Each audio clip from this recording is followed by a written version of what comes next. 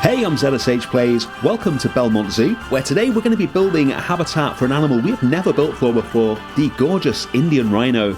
We're going to be building it right next to our Indian elephant habitat here. Let's go! The most important thing in this habitat is going to be preserving this beautiful sightline here where we've got the Indian elephants in the background and we're going to have the Indian rhino in the foreground. And I'm going to be basing it on one of my favourite habitats at the Tiergarten Schönbrunn in Vienna, which features an amazing viewing platform built around a huge tree, and that's what we're going to build first. In a zoo full of beautiful buildings, this tree really caught my eye when I was at the zoo in Vienna. The way it works is there's a set of wooden stairs that take you up to a platform, and growing through the middle of the platform is a big tree. We're going to use this eucalyptus, which is not exactly a classic European tree, but it's the closest looking tree in the game to the tree that they have at Vienna. And to be honest, I wouldn't have known this was a eucalyptus if I hadn't seen it in the description in the game, so I think we'll get away with it. And in Vienna Zoo, from the platform, you look down into one of their Asian habitats, which features Indian rhinos and a whole load of a smaller Indian hoofstock. We're just going to have the rhino in here because the view into the elephant habitat in the background is going to mean two of the most iconic animals in India can be seen from the same spot, which I think is going to be really effective. So once we've got the paths up here, we're going to cover up the stairs with some pieces of wood. These are, I think, the East Asian timber from the base game, and they've got a really deep brown tone with some nice textures on them that I think is going to be really effective here. I'm going to experiment with different path types to find out which one has the best looking barrier for this habitat, because the paths themselves will be covered up with more wooden planks as well. I started with the grass path, which has got this really interesting wooden barrier, but in the end I decided I wanted dark wood everywhere, and this light wood here wouldn't really work, so we're going to switch that out for a different path later. And basically we're just going to cover this whole platform with these wooden planks, and then we'll use something smaller to cover up the little gaps that remain. These planks are pretty big and they're poking out the sides a bit, as you can see. That doesn't matter, that's all going to get covered up later. But as we get to the central part here, we need that to look nice and smooth because that's going to be very visible, so we'll get some smaller wooden pieces in to cover that up. We've got some benches there as well where the guests can sit down, so we'll take a smaller wood piece and we'll use the mud pillar trick to rotate this around the gap where the tree is, and then we're going to use some of the log pieces, which I really like, to make a border for them as well, and that's just going to sit in there and look really good. With that done, we'll change the path underneath it to get the railings in that we actually want, which are these brown ones here, which are still a bit lighter, but they sit in much nicer, and we'll cover up the pillars with some of these logs and get everything looking seamless. We'll do the same thing going down these stairs as well and just extend them all the way down to the ground, and then we can get some bamboo in and start surrounding this with foliage to get that really beautiful, welcoming look that we want as people walk up these steps towards the tree. And then you can see into the habitat. We're going to use some of the mud panels as well. I love the texture on these. They do really well as a sort of rough plaster or concrete if you change the colour of them so they're not the default orange. And then finally we'll use some more of these bark pieces to create a border to join the planks onto the railings. And those bark pieces enable us to then take the planks and start moving them back inside. That gives us a bit of leeway so that we can make everything look good. And that's the viewing platform done. We're going to move on now to the flags, which you will have seen in the intro, which extend down from the giant tree, which is one of the highlights of it and one of the things that I like best about this particular viewing gallery. I checked out all the flags and bunting in the game, and this set here is the only one that's actually animated, and that's really important. I want these gently waving in the breeze as we look at the habitat. So we're going to create our own set of bunting using the individual flags. We're going to colour them some Indian style colours, majoring on yellow, green and red. We'll have some white and blue in there as well. This is exactly what they've got at Tiergarten Schönbrunn. And then we can arrange them to start coming down from the tree. We'll tie that on with some of the big rope pieces later. And we're just going to create them in sets of 3 and then slightly rotate each set so we get a really natural looking curve of this coming down from the tree and then connecting to much smaller trees on the pathway, and it's going to look really effective. The actual habitat itself at Schönbrunn isn't one of my favourites. It's very dusty, which is a perennial problem when you have hoofstock habitats anywhere outside of the tropics. If you have grass in it, they'll eat it all, so you mainly need to go with sand and dirt and provide them with food in specific feeders. You can't just have a nice lawn unless you've got an enormous habitat, and we don't really have room for that in Bellemont Zoo other than the savannah, of course. That's taken up a huge amount of the zoo. So the habitat itself isn't going to be a direct recreation of the one at Vienna. It's going to be my own design, and it's going to have a fairly sizable indoor building that you can see into with a large water area for the rhinos as well. Alright, there we go, that's the flags pretty much done. Let's take a look at how it's shaping up. Yeah, that looks really good. Let's move on and get the actual habitat done. This is the view that the guests are going to have from this viewing platform, and what I want to do is preserve that view along there so we can see the elephants whilst hiding the path where the guests are going to be looking at the elephants. So if you raise this temporary barrier up to here, that is where we need our habitat barriers to go up to make sure that the view is absolutely perfect from here. So we're going to make some mud walls for this habitat. We're going to make them from scratch rather than using the ones we use throughout the South American area. And we're going to use the plaster cone pieces for this. We've got the large plaster cone upside down and recoloured, and then we're going to take some of the small plaster cones and use this to create a curve that goes up from the ground towards the top of the wall, so it's thicker at the bottom than it is at the top. We'll get those in the right place, and then we'll clone the whole thing and copy that across there to give us a bit more wall to play with. And then we'll take the large cone again and lay this across the top, so we get a curve at the top as well. And once that's in the right position, we'll copy those bottom bits across again, and we can use this to start making the mud wall. I'm going to colour it lighter later on. It sits in really nicely once we match it up with the colour of the path behind it. It's almost like an invisible barrier so that you don't get distracted from the rhinos and the elephants. And then finally we'll use some of the mud panels to cover up some of the joins so we get a really smooth look to it and get something that looks similar to the mud walls that you get in a lot of zoos. With that done, we can get onto some terrain painting. So we're going to cover the whole thing in sand and then add some highlights using the dirt so it's not all the same colour and the same texture.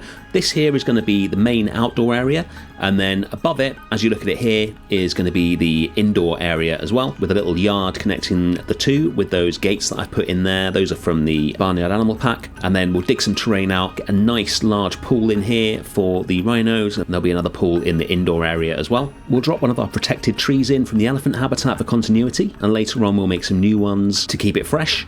And then we'll start lining this pool. So this is a technique that we've used before. I think it was another great creator, Romano Palacios, who taught me this, using the plaster towers on their sides to create a really smooth concrete edge to the pool. You just place one down and then rotate it manually so it follows the line of the water, and copy it across, and keep doing that until you've got the whole thing surrounded. And later on we'll change the colour of it and then cover it in decals to make it look more realistic. In the end that will seamlessly go from the sand down into the water. And then we'll drop one of the mud baths in. Always happy when the animals use the mud bath, and as always we'll bring the terrain up a little bit, paint it in with some soil, drop a couple of rocks down, and that'll look really good. And then we'll get on to some new trees for the habitat. These will need to be protected. Rhinos are immensely powerful, and especially fairly thin trees like this will get knocked down very quickly. So we're going to do something else based on Tiergarten Schönbrunn, which is some sort of old rubble pieces, pretty sizable old rubble pieces around the tree to protect them. I was going to use the individual temple rubble pieces for this, and I thought we use those in the South American area, so it might be fun to use the big pieces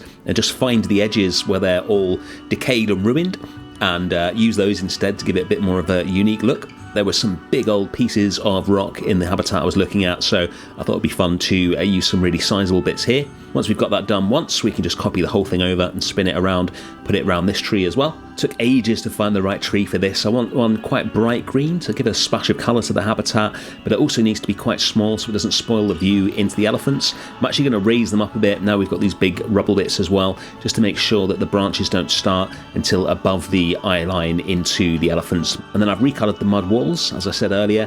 We're just going to put some decals on this. That really is sort of the finishing touch.